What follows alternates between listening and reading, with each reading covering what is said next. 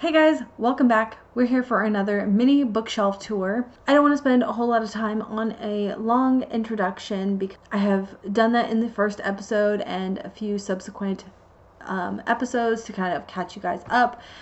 In the previous episodes, I've shown the books on all of these shelves, which these are my fantasy shelves. These are short stories and other things. The very last one was all the books on the very top. The very top shelf going along behind my head. And in this episode, we are going to do these three bookshelves. So I hope that you like this. Bear with me. This is kind of hard to sit on the floor and do this. So I might do where I pan across and then start picking up the books to show you, because it is just really hard on my back to be sitting on the floor like that. So we're going to start on this side and work our way this way. Actually, let's go ahead and start with the two in front that got placed there because I didn't have places for them. So the first one is Stones from the River. Little Monsters by Adrienne Broder.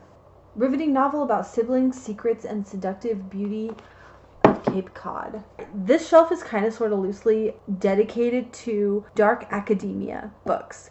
Now, obviously, dark academia also overlaps with a lot of fantasy, mystery, thrillers, classics and stuff like that. But so some of them are here. It's not like my entire collection of books that I would consider dark academia. But we'll start with People Like Us, Karen Russell, Orange World, and Other Stories. Honestly, this really shouldn't be on this shelf. I'm not even 100% sure what all these stories are about, but yeah, this needs to go over here. Oh, another one, Vampires in the Lemon Grove. I literally got this because it said vampires, and this is another short story collection, I believe, but I don't know if it has anything to do with vampires, but another short story collection, and I've actually made room on that other shelf last time, so I'm going to move these over there. The Glass Hotel by Emily St. John Mandel. She writes kind of more magical realism stuff, and I think this one is particular. Oh, it takes place in a hotel. Very interesting. Vancouver Island. The God of Small Things by Arundhati Roy. I think I got that one because of BookTube. The way people talk about this book is it is okay. We have the Siren Queen, Black Chalk, Shadow of the Wind. I really wanted to read this before we go to Spain because this does take place in Spain. I've read one other book by this author, Carlos Ruiz Zafran, and called Marina, and I really liked it. So, and I've heard just people say some amazing things. But then recently, another YouTuber I really enjoy didn't care for it. So, you just never know. I want to still try it. And then this one's part of the series, The Angel's Game. There's actually four books and a novella in the series, so it's kind of a big deal. After Dark. I love this book. Catcher in the Rye. I remember hating this book so much, but I read it in high school. I actually do want to give it a reread now that I'm an adult, and I think that it will just hit differently, and I might get something new out of it now that I am older and wiser. Maybe, I don't know, maybe not wiser. Anonymous Girl. I actually had a copy of this so many years ago. I was given a copy of this by the publisher, and I never actually finished reading it. But I found that this one, it's a really weird, short, squidgy copy. It's short like a mass market, but it's too wide. You know what I mean? It's kind of weird shape. I've heard a lot of people say they actually really enjoyed this book. I think I just didn't pick it up at the right time in my life. Could you tell a lie without feeling guilt? Have you ever deeply hurt someone that you care about? Should punishment always fit the crime? In Cold Blood by Truman Capote. I just think this is a true crime. The Little Clan. The main character is a librarian. Truly devious. I love this book. I love this series. I probably need to think about getting the rest of the series because I do actually want to reread this series. I need a refresher so that I can go into one of the new books. Maureen Johnson actually has a new release this year too that sounds so incredibly good. Donna Tartt, Secret Society, iconic dark academia book. Love this one. The Alienist by Caleb Carr, and I think I have this one is considered a dark academia because it is very disturbing circumstances, and then this guy's a doctor or something. Ghost Walk. This woman is supposed to finish this research paper or something like that, and then she finds that she's in danger because of the work that this man was doing. Never Let Me Go. American Pastoral by Philip Roth. This is a Pulitzer Prize winner, and I kind of forgot what this one is about. The Hours. This is actually a retelling, or tells the story of Virginia Woolf. The Bell Jar. Absolutely love this book. Mental health in the 30s and 40s. The Oxford Inheritance. I thought this was really good. I really enjoyed it. The World's Strongest Librarian. Honestly, I've had this one on there for quite a while. Oh, it's a memoir. A memoir of Tourette's, faith, strength, and the power of family. The Goldfinch by Donna Tartt. Okay, as much as I loved Donna Tartt's Secret History, I've heard, like, not many good things said about this one, and it's so long. It is so long, and that's one of the biggest complaints, is that it is just so long for everything that doesn't happen in this book. And I have seen the movie, and I do really like the movie, so I don't necessarily want to get rid of this book without giving it a chance. But I've been kind of hesitant of even wanting to give it a try yet, because I'm worried it's going to be so, like, leaving a sour taste in my mouth, you know what I mean? So I'm actually thinking of reading a couple more of Donna Tartt's books before I get into that one, because then at least I'll have more good stories from her before I get to one that's potentially really bad. Oh, here's another one from the Shadow of the Wind series, The Prisoner of Heaven, but it is a hardback book instead of a paperback book, so that's why it is over here and not over there with the others. We Went into the Woods. This is just a gorgeous cover. Dark, gothic, hauntingly beautiful, addictive storytelling at its best. What's Left of Me Is Yours. What's Left of Me of Yours tells a propulsive story about heartbreak and loss, the greatest mystery of all, family. Alright, true story. This was actually sent to me by the publisher a long time ago, and I never got around to it. I think it includes photography. Oh no, ghostwriter. 2015, a gifted and reclusive ghostwriter, Alice Lovett, makes a living helping other people tell their stories, but she is haunted by the one story that she cannot tell, the story of, as she puts it, the things that happened while I was asleep. What a cool cover though, right? The Book of Strange Things. Gold sprayed edges. A lot of really good testimony on that one. Night Film. Y'all, I have been sitting on this one for far too long, and I was actually just watching somebody else's YouTube video actually said how much they hated this book, and I was like, oh my gosh, that was like the first person I've ever heard say that they hated this book. And Dark Matter. A lot of people have said that this book is absolutely incredible. I have not read it yet, so alright, I have some space on this shelf. At least that fits a lot better than what was there. I think, actually, can this one still fit? Oh, it can.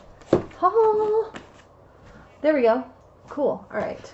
Here's the next shelf over, but I can't hold the camera like this all damn day, so I'm going to start with this stack. First one on top is that book by Carlos Ruiz Zafón, Marina. It is in a mass market paperback book, but this was incredibly good. It takes place in Spain. Then we have Life of Pi. I'm really not sure that this is a book that I really want to read. There is a movie, so I think I'm going to watch the movie and then decide how much I like it if I must also read the book. I just don't know. There's something holding me back that I just feel like this is not going to be the book for me at all.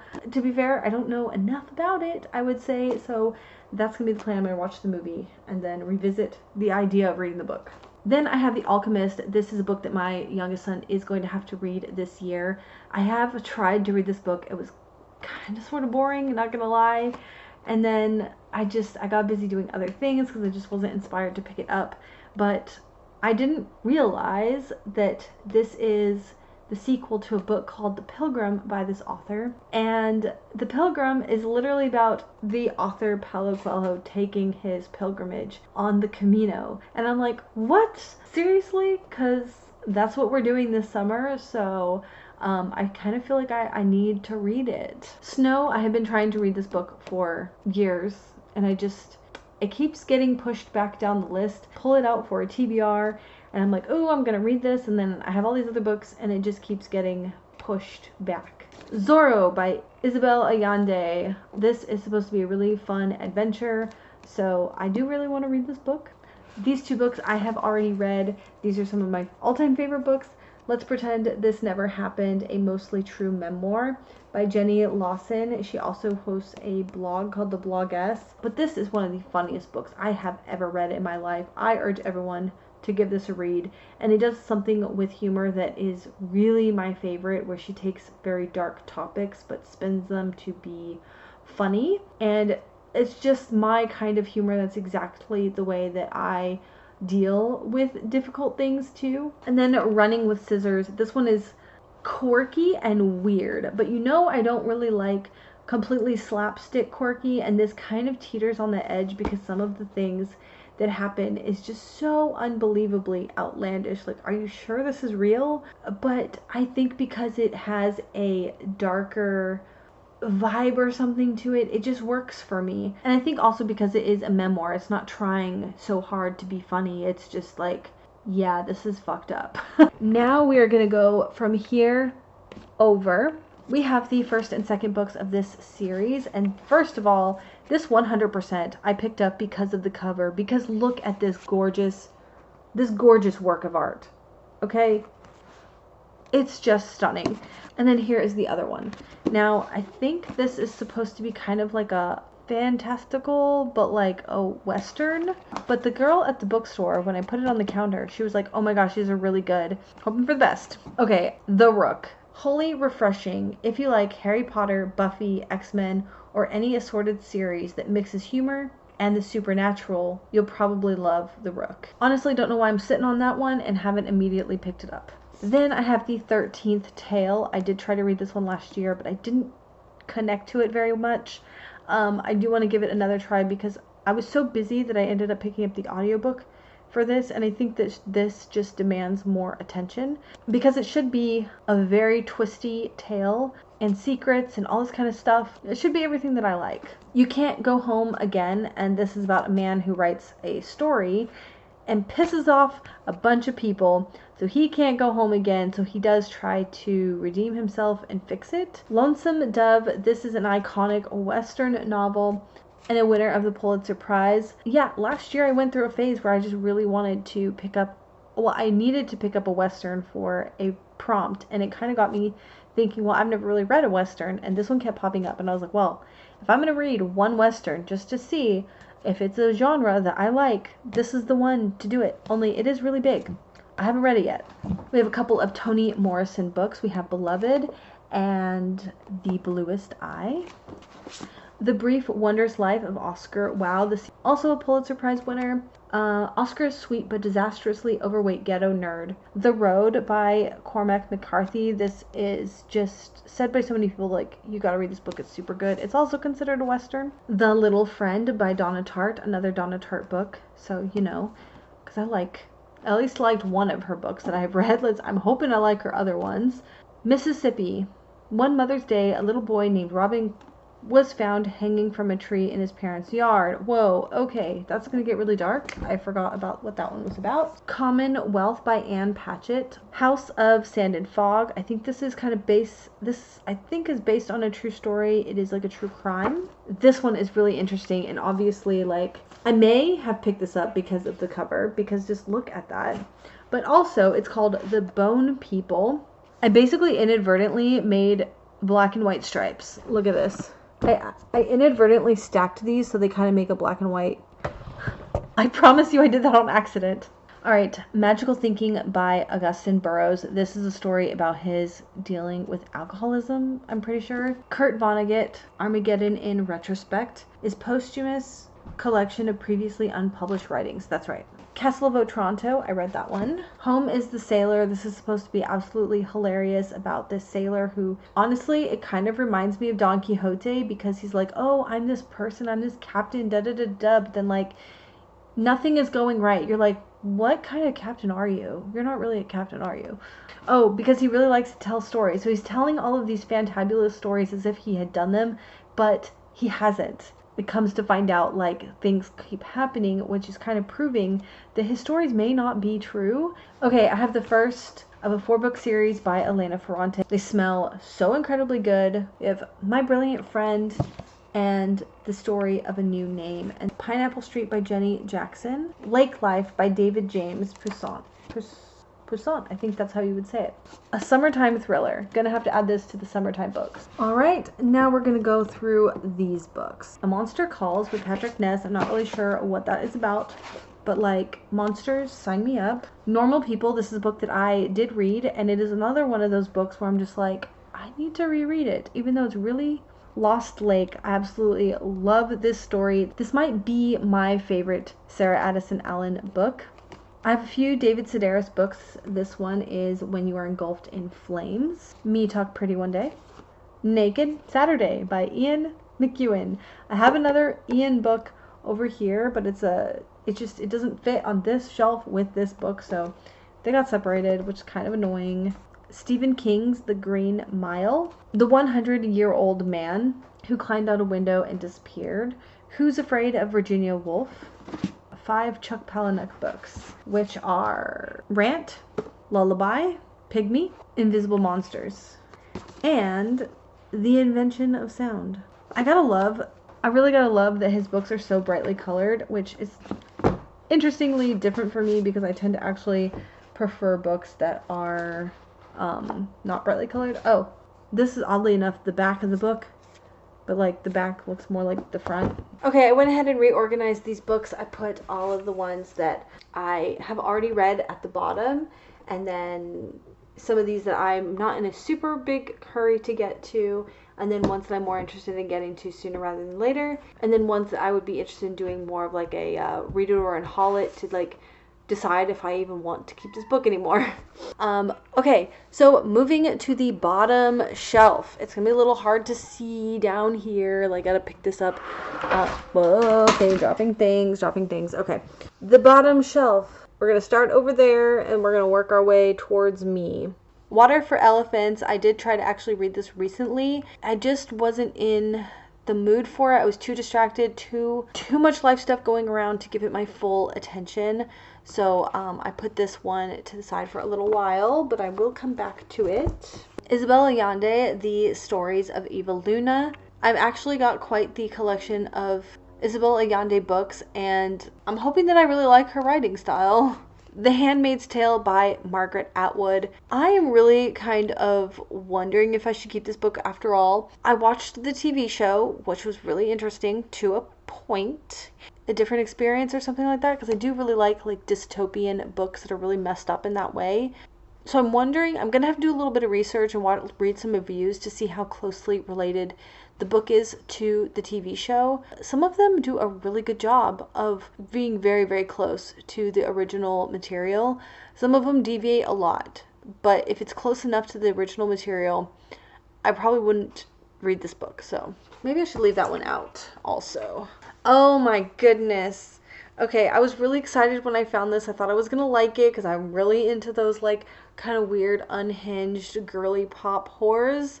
And so I found Eileen, and I recently just watched the movie. I know it's like a crime. Don't watch the movie before you read the book, but sometimes it really does help me either decide or no, because I watched the show, I don't know that I want to read the book now. It's just because it's like the ending, like it just ends. I'm like, what the fuck? I guess that's the point. It's supposed to end like that. But like, Swords and Scoundrels. This is the first in a series. Champion Duelists. Brother and sister known for the finest swordplay in the city. At least they used to be until they were thrown out of the Duelist Guild. Simintov, I don't know, there's something just so intriguing about just the cover of this book. This book was $1.50, and one of those rare books that combines mystery, Jewish lore, and wonderful writing. Asaf can tell a story that keeps you up at night just to find out what happens next, while never wanting the story to end. Not really sure what that one's about. The Margot Affair. This one sounds so good. Betrayal, desire, fuel, story of Margot. The secret daughter of a 20-year-old affair between French politician and a famous actress. The teen daughter gets pissed off and she might do something to blow everything out of the water, mess things up royally. The Museum of Extraordinary Things. This one sounds so good. I really love the concept of it. I did try to read it quite a long time ago, and it's just been kind of like, I'm afraid to kind of pick it up again. I think it's a little bit slower pace than I wasn't anticipating. at the time. Flowers for Algernon. Faded by S.G. Brown. Love is not a choice, it is a disaster. Quirky, thoughtful reflection on what it means to be human. I will see what they mean by quirky, because if it is slapsticky kind of, or forcing too much, trying to be funny, I don't really like that. So I'm kind of picky about the humor. Alright, Namesake by Jhumpa Lahiri. I read Interpreter of Miladies and it didn't really work for me, so I don't know how I feel about this one. And then the last one is White Oleander. I've seen this movie a couple times. I absolutely love this movie, so I saw the book and I was like, maybe I need to read the book. I haven't quite got around to it though. I think it's just because, like, oh yeah, I've seen the movie, which is okay, I don't know. The next stack over, I have Star of the Sea, Spring Snow by Yukio Mishima, First Snow on Fuji by Yasunari Kawabata, The Boatman's Daughter. This is, look at this guy on the front, Appalachian folklore and stuff like that. An autobiography of an execution. This is told by an attorney who works on death row. Let the Great World Spin. Unsure about this one. The Shell Collector. Love this book. This made me very intrigued with anything Anthony Doerr writes. In particular, the short story The Shell Collector is so good. I absolutely love it. It will stick with me forever. I haven't quite had the courage to get rid of the book because I didn't care for most of the stories in the book, but I loved The Shell Collector. Brave New World by Aldous Huxley. Actually, I don't think I've actually finished this book. I need to. Crackpots. I think this is supposed to be a memoir, but it's supposed to be really funny and humorous. I'm thinking of ending things. Y'all, this book is so good. It's so twisted. I haven't heard a lot of people talk about it. In fact, I've heard one person talk about how much they don't like it, and I don't get it. I really thought it was very smart. The Outsiders. The Curious Incident of the Dog in the Nighttime. Truth and Consequences by Alison Lurie. This sounds like such a unique and interesting book, you know? Pulitzer Prize winning author of The Foreign Affairs and the War Between. Hot Midsummer Morning. After over 16 years of marriage, Jane saw her husband 50 feet away and did not recognize him. The English Patient. That's also like a movie. I feel like this is a short story collection. It needs to go over there with short stories. Family Lore by Elizabeth Acevedo. I actually found this in a little free library. Oh, it's a living wake. A party to bring her family and community together to celebrate the long life that she has led. Okay, interesting. That sounds super good. And then in the next stack, we have Plato and the Platypus Walk into a Bar. This looks so freaking cute. These are my principles. If you don't like them, I have others. Groucho Marx. Logic. Sherlock Holmes never deduced anything. Existentialism. You haven't lived until you think about death all the time. Language. It all depends on what your definition of is. Ethics. A sadist is a masochist who follows the golden rule. Then we have this one, The Girl Who Played Go. I think this is just the prettiest little book. I didn't really know, but I guess Go is like a very popular game or something in Japan. From the Mouth of the Whale. The Day the World Ended at Little Bighorn, a Lakota history story. The Cat Who Came for Christmas. Supposed to be so cute. And the sequel, The Best Cat Ever. I told you I have a thing about books about cats. Two Gentlemen of Lebowski. This is just like, I don't know, the coolest looking cover. What if William Shakespeare wrote The Big Lebowski? The dude has met the bard, and he doth abide. Secret Life of Bees. The Sailor Who Fell from Grace with the Sea, Yukio Mishima. Junkie by William S. Burroughs. The Wide Sargasso Sea by Jean Rhys.